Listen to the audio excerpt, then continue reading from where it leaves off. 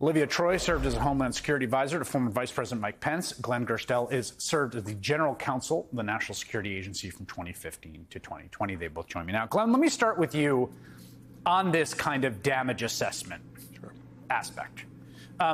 What's your reaction, given your experience, the reporting about this particular document, but also what must be going on right now as people inside the intelligence community try to figure out what got out, where it is, and who might have seen it? Thanks, Chris. You've addressed absolutely the key issue that the intelligence community must deal with first.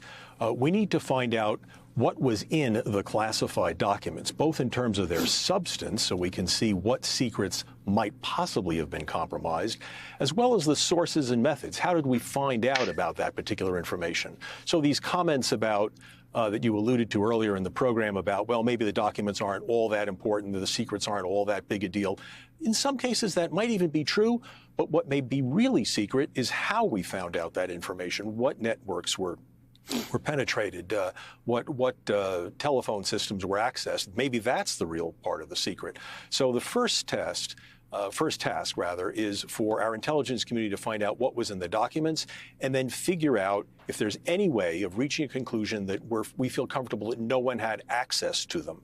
And that sounds like a really difficult problem. That's made even worse by the fact that in some cases, we're not even sure what documents may be missing from these files. I want to follow up on that in a second. Olivia, I want to go to you, though, next about the Congressman Mike Turner, who's on the Intel Committee, as you saw. And, you know, I got to imagine Republican politicians and officials who work in national security, who have clearance, who take it seriously, and there are many of them, privately are pretty aghast at this, because everyone that I've spoken to in that world is pretty freaked out, pretty aghast.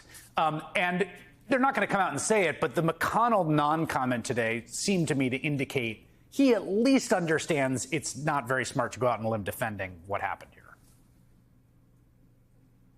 Absolutely. Anyone who has worked anywhere near the national security apparatus or understands the intelligence community at any length understands that this is a horrifying situation that puts potentially lives at risk and puts, honestly, the lives of all Americans at risk. We have no idea what was in those documents, and it also puts our intelligence sharing with partners, foreign nation partners, at risk, because why would they ever trust us again when they're watching this? I mean, it's a complete embarrassment for our country on the world stage. Glenn, you talked about getting a handle on what there is. Now, clearly there was some indication. It seemed clear to me that some folks inside the intelligence community had an idea of what might be out there when they kept trying to get some back, right? So Trump gives them finally in January a bunch of boxes. They're kind of freaked out by that. They refer it to the FBI. They send the chief of counterintelligence down there who gets another 38 documents.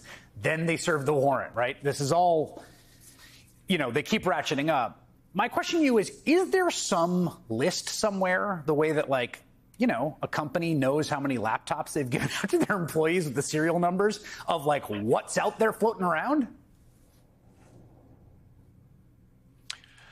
It would certainly be nice if there was such a list, but there isn't. And that's one of the scariest aspects of this entire affair, which is in the case of the documents that we know that have been retrieved in the various times, we can take a look at them and make an assessment, make a judgment of just how bad is this, and make a decision as to whether we need to change codes, whether we need to pull agents out of a foreign country, or what we need to do in response to that.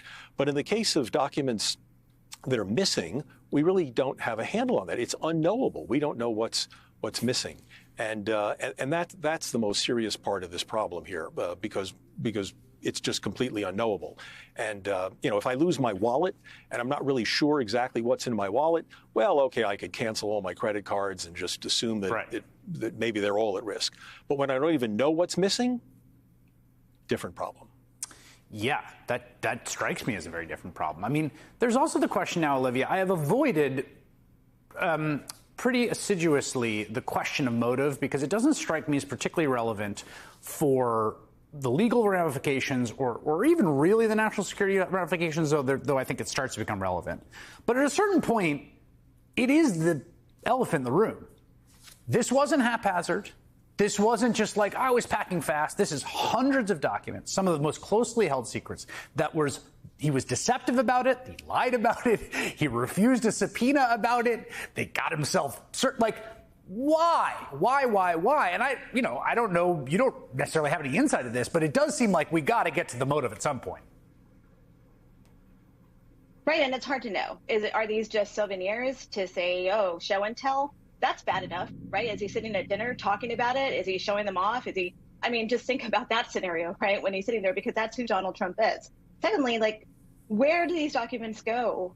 And were they sold to someone? Were they being used as leverage? These are all the questions that go through my mind, especially when it comes to the fact that we now know that there was nuclear information related to a foreign country. And I'm sure that those countries right now, let's think about Israel. Let's think about them sitting there right now wondering where that went, who knows about it, is it theirs? Did they share it? Did they not share it? Did we acquire it through some means? There's so many questions here. And let's think about the Saudis.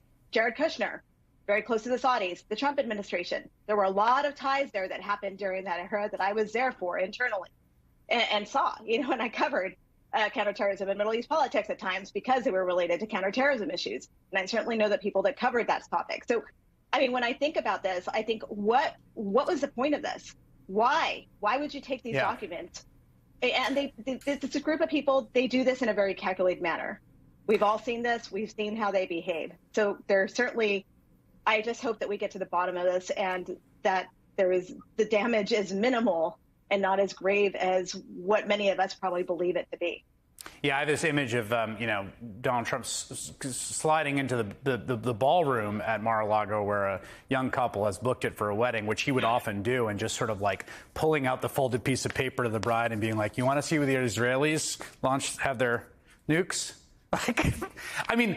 Completely possible. If you told me that was the case, 100% would believe it. Olivia Troye, Glenn Gerstell, thank you both.